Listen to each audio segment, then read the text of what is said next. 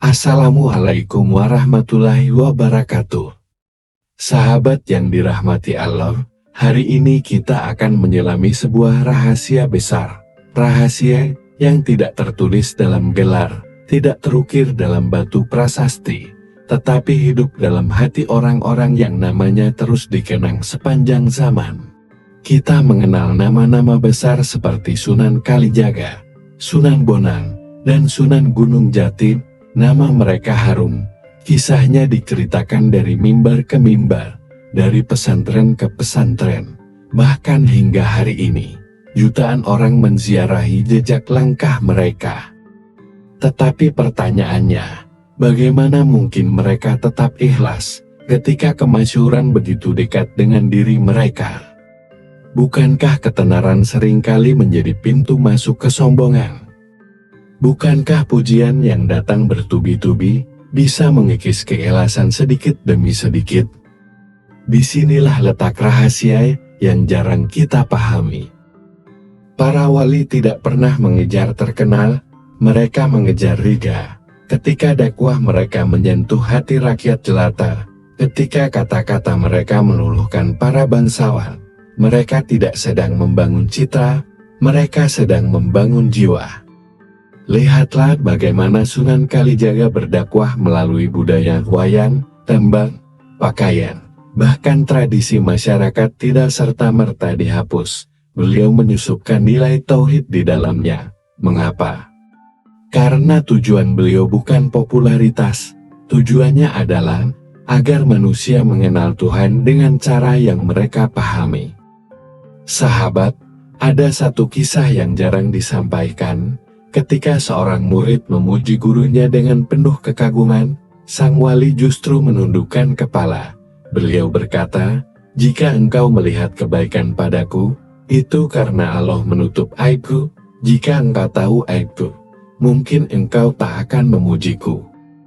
Inilah fondasi pertama, merasa diri selalu diawasi Allah, bukan manusia. Para wali hidup di tengah masyarakat. Mereka dihormati raja, dicintai rakyat, namun pada malam hari, ketika orang-orang terlelap, mereka menangis dalam sunyi, tangis yang tidak terdengar tepuk tangan, tangis yang tidak disiarkan, tangis yang hanya Allah yang tahu. Ikhlas itu bukan berarti tidak dikenal, ikhlas itu berarti hati tidak bergantung pada pengenalan. Mereka sadar, ketenaran hanyalah ujian yang lebih halus daripada kemiskinan. Jika miskin diuji dengan kesabaran, maka terkenal diuji dengan keikhlasan. Sahabat, rahasia kedua adalah niat yang terus diperbarui. Para wali tidak pernah merasa selesai memperbaiki niat, bahkan sebelum berbicara, mereka bertanya dalam hati, apakah ini untuk Allah, atau untuk diriku sendiri? Betapa berbedanya dengan kita hari ini. Di zaman media sosial, satu kebaikan bisa langsung dipamerkan, satu amal bisa langsung dibagikan, lalu hati pelan-pelan menuntut pengakuan. Para wali hidup di zaman tanpa kamera, tetapi mereka merasa selalu dalam pengawasan. Rahasia ketiga adalah menyembunyikan amal lebih banyak daripada yang ditampakkan. Apa yang terlihat oleh manusia hanyalah permukaan, di bawahnya ada lautan ibadah yang tak diketahui siapapun. Inilah sebabnya, mengapa nama mereka tetap harum, bahkan setelah ratusan tahun, karena yang mereka bangun bukan panggung, tetapi fondasi ruhani umat.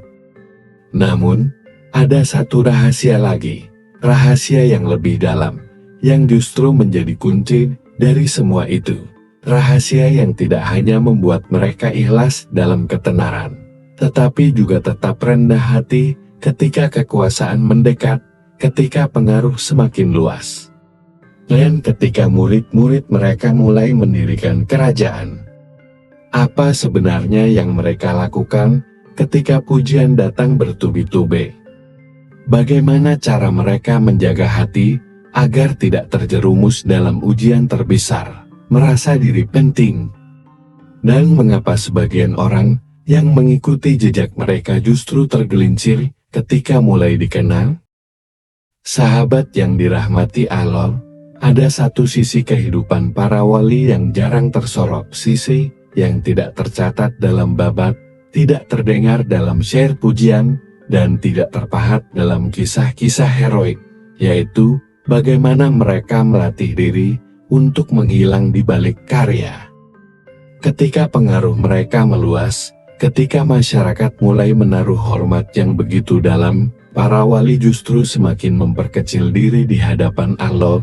Mereka memahami satu hal yang sangat halus: semakin tinggi posisi seseorang di mata manusia, semakin rawan ia tergelincir di hadapan Tuhannya. Coba bayangkan saat dakwah berkembang pesat di tanah Jawa, ajaran Islam diterima dengan lembut, tanpa paksaan budaya dan syariat berjalan berdampingan. Pada masa itu, sosok-sosok seperti Sunan Ampel dan Sunan Giri tidak hanya menjadi guru spiritual, tetapi juga rujukan sosial dan politik. Raja-raja meminta nasihat, para bangsawan meminta restu. Dalam situasi seperti itu, ego bisa tumbuh tanpa disadari. Namun yang terjadi justru sebaliknya, mereka memperkuat disiplin batin, mereka membatasi diri dari kemewahan, mereka menjaga jarak dari sanjungan yang berlebihan, bahkan sebagian dari mereka lebih memilih tinggal sederhana.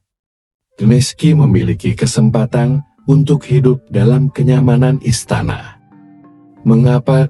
Karena mereka sadar, kekuasaan dan pengaruh hanyalah titipan. Hari ini diagungkan, esok bisa dilupakan. Hari ini dihormati, besok bisa dicela. Jika hati bergantung pada penghormatan, maka iman akan goyah ketika celaan datang. Disinilah rahasia berikutnya. Para wali memindahkan pusat kebahagiaan mereka dari manusia kepada Allah. Mereka tidak bergembira karena dipuji. Mereka tidak runtuh karena dicaci. Sandar nilai mereka bukan opini masyarakat, melainkan penilaian ilahi.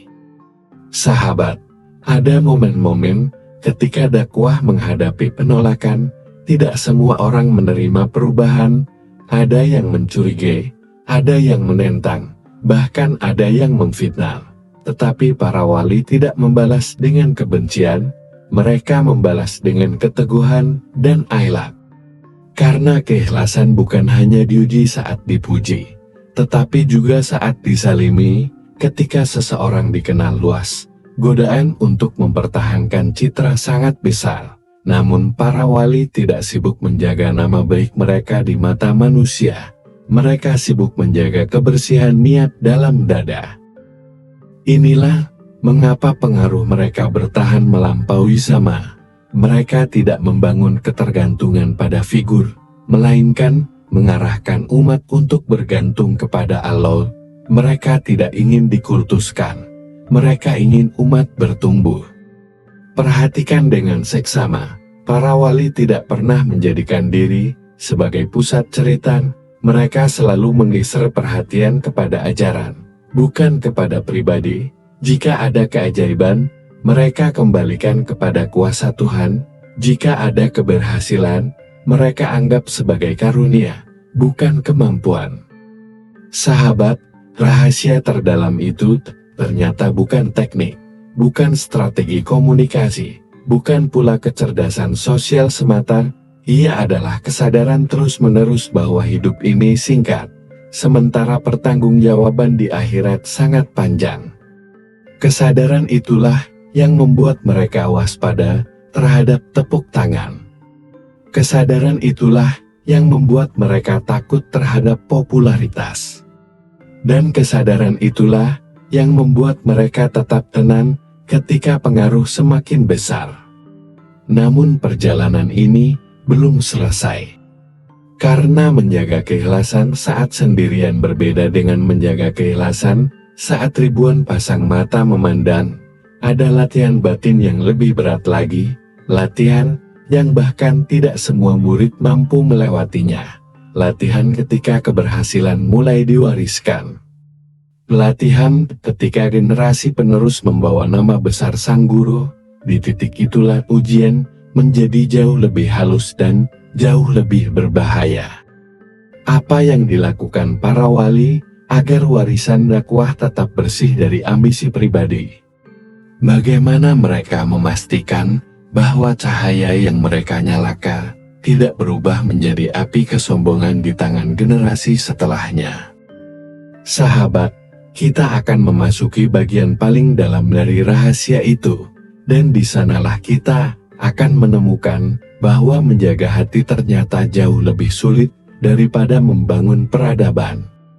Sahabat yang dirahmati Allah, pada akhirnya, kisah tentang para wali bukan sekadar cerita masa lalu, ia adalah cermin-cermin yang memantulkan keadaan hati kita hari ini.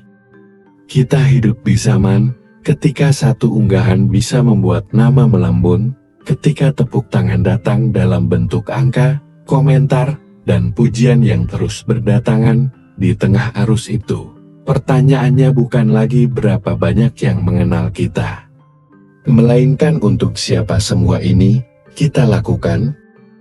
Para wali telah menunjukkan bahwa dikenal bukanlah masalah, yang berbahaya adalah ketika hati mulai menikmati pengakuan lebih dari ridha Allah. Mereka membuktikan bahwa pengaruh bisa menjadi jalan ibadah, jika niat dijaga, bahwa kemasyhuran bisa menjadi ladang pahala, jika hati tetap tunduk, bahwa karya besar tidak harus melahirkan kesombongan, jika jiwa terus merasa kecil di hadapan Tuhan. Sekarang, mari kita berhenti sejenak, tutup mata sebentar, dan tanyakan pada diri sendiri. Jika tidak ada yang memuji, apakah kita masih mau berbuat baik? Jika tidak ada yang melihat, apakah kita tetap konsisten? Jika tidak ada yang mengakui, apakah kita tetap melangkah? Disitulah kualitas keikhlasan diuji. Sahabat, kita mungkin bukan wali, kita mungkin tidak berdakwah di hadapan raja, kita mungkin tidak memiliki ribuan pengikut, tetapi setiap dari kita memiliki panggungnya masing-masing, di rumah, di tempat kerja, di media sosial, di tengah keluarga. Dan di setiap panggung itu, Allah melihat hati kita. Mari kita belajar dari jejak mereka, bukan untuk menjadi terkenal, bukan untuk menjadi dipuji, tetapi untuk menjadi hamba yang bersih niatnya. Jika konten ini menyentuh hati Anda, jangan berhenti di sini. Bagikan kepada orang-orang yang juga sedang berjuang menjaga niatnya. Tinggalkan komentar. Menurut Anda, apa tantangan terbesar menjaga keikhlasan di zaman sekarang? Dan di episode berikutnya, kita akan membahas latihan batin paling berat yang diwariskan para wali, latihan yang bisa mengubah cara kita memandang popularitas selamanya. Karena perjalanan menjaga hati adalah perjalanan seumur hidup. Wassalamualaikum warahmatullahi wabarakatuh.